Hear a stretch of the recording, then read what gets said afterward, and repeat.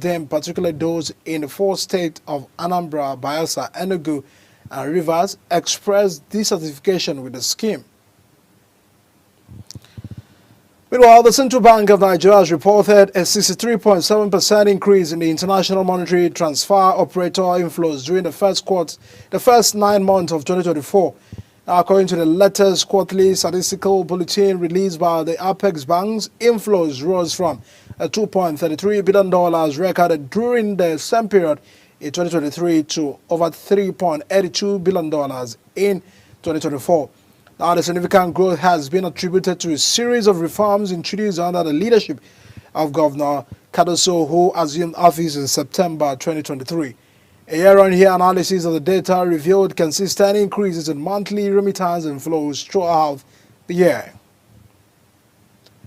And now, Airtel Nigeria's Chief Executive Officer Dinesh Baushings has said that a 300% surge in operational costs in the last 18 to 24 months has made tariff adjustment necessary for the long-term sustainability of the telecom sector. According to report, Bashi in a note highlighted the tough economic realities facing the telecom industry. He pointed out that the tariff have remained static for over a decade despite significant increases in operating expenses. And Nigeria Telecoms has submitted their proposal for the 100% tariff increase to the Nigerian Communications Commission, the country's telecom regulator. And as before seen, South Korean anti-graft investigators were holding for a new court order arrest warrant for the impeached President Yoon Suk, who felt the martial law betrayed the country into the turmoil. And the former star prosecutor has refused questioning the 3 times over the bungling martial law decree last month, which plunged South Korea into its worst political crisis in decades. As an anti-graft official seeks a new warrant from the same court that issued the first order, Yoon remains holed up in his residence, surrounded by hundreds of guards, preventing his detention. Now, a devastating earthquake in China's remote Tibet region has killed at least 53 people and collapsed many buildings. Some state media report that the tremors were also felt in neighboring Nepalese capitals and part of India. A video published by China's state broadcaster CCTV showed houses destroyed with the walls torn apart. Rescue workers waded through rubble strewn across the ruins in the aftermath of the earthquake. Footage showed while some gave locals thick blankets to keep warm. Our surveillance images published by the CCTV showed people running through a store's house as shelves shook violently, sending objects like toys tumbling to the ground.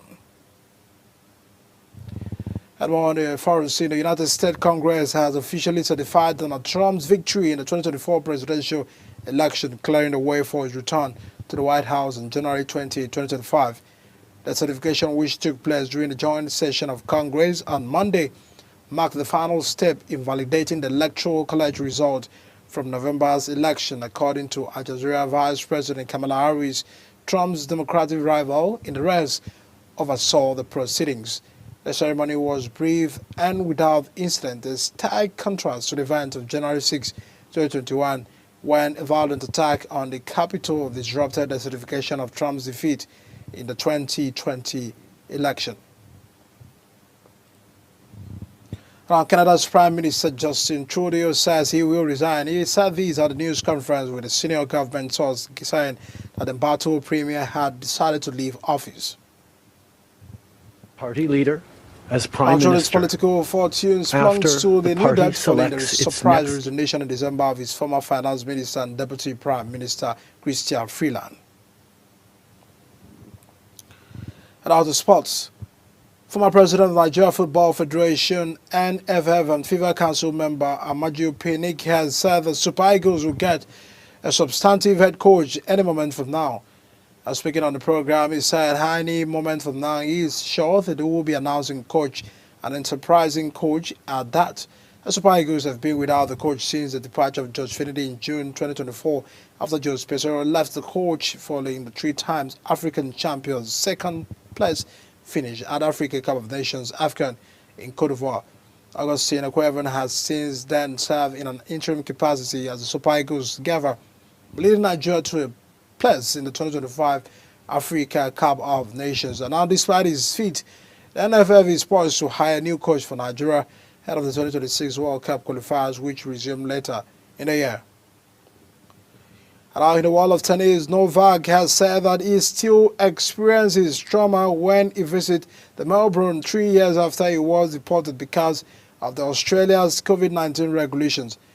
Djokovic, who was not vaccinated against the virus, had his visa cancelled by the Australian government on health and good other grounds. He was forced to stay at immigration hotel for the 5 days while he unsuccessfully appealed against the decision and was eventually forced to leave the country.